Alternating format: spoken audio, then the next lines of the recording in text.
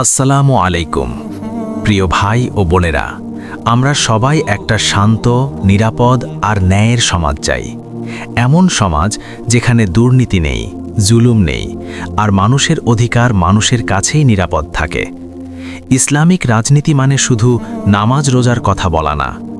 Islamic রাজনীতি মানে হচ্ছে ন্যায় বিচার প্রতিষ্ঠা, দুর্নীতির বিরুদ্ধে কঠোর অবস্থান, অসহায়ের পাশে দাঁড়ানো, আর আল্লাহকে ভয় করে রাষ্ট্র পরিচালনা করা। যে রাজনীতিতে আল্লাহর ভয় থাকে, সেখানে টাকা দিয়ে ভোট কেনা যায় না, সেখানে ক্ষমতার অপব্যবহার সহজ না, সেখানে নেতা নিজের পরিবার নয়, জনগণের কথা ভাবে।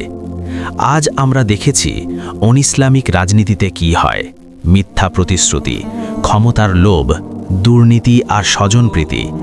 ভোটের আগে বড় বড় কথা, ভোটের পরে মানুষ ভুলে যাওয়া। ইসলামিক দল ক্ষমতায় গেলে বলে না যা খুশি করব, তারা বলে আমাদেরও আল্লাহর কাছে জবাব দিতে হবে। এই জবাবদিহিতাই তাদের সবচেয়ে বড় শক্তি। ইসলামিক রাজনীতি চায় এমন রাষ্ট্র যেখানে ঘুষ দেওয়া গর্ব না, লজ্জা হবে, যেখানে মিথ্যা বলা চালাকি না, অপরাধ হবে, যেখানে শক্তিশালী দুর্বলকে দমিয়ে রাখবে না।